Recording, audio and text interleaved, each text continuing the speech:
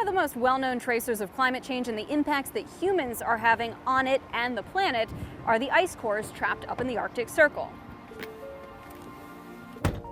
And before you get too excited, no, that's not where we're headed today, but that would make quite a road trip. Turns out there are plenty of other litmus tests to gauge just how much climate change is affecting the environment around us and what kind of role we're playing. One of them is right here at home. I mean, are you really that surprised? We talk about Lake Erie all the time when we consider our day-to-day weather, but I want to examine that water-weather relationship from the other side of things. That's because weather pattern changes due to climate change, well, they're having a big impact on the water itself as well. Let's go check it out. Most days when you look at the surface of the water, there's no noticeable difference from what the water was like 5, 10, even 50 years ago. But scientists have been monitoring the waters of Lake Erie at all depths.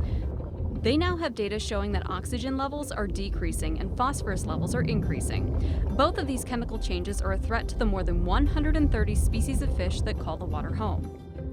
For organisms that live in the water, right, they need to have levels that are high enough to sustain their lives. Eventually, without oxygen, it's a tough life for anything in the water.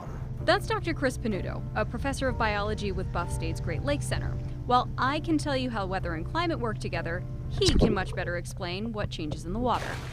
Lake research data shows that those chemical changes are happening in the water.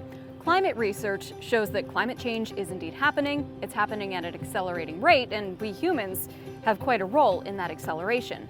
But where's the connection between the two? This is the part where we look up. Climate change is causing Earth's global average temperature to rise, but it's not rising uniformly. That creates pockets of temperature extremes. More of those extremes mean more frequent storms as the atmosphere tries to restore balance. And those storms bring wind. If you've been anywhere near Lake Erie during a windstorm, you know exactly what that looks like.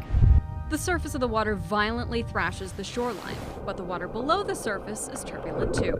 Those strong winds force upwelling of the cold, oxygen-depleted waters from the lake bottom. That can completely alter the chemistry of the lake water in just hours. Those windstorms aren't a big deal every now and again, but over the last decade, they've been increasing by up to 40%, which increases the occurrence of what's called hypoxia, or low oxygen content within the water. And it's getting to the point now where nature can't quite keep up. It's tough for fish. It's not enough oxygen for fish. So if they're mobile, they can swim away.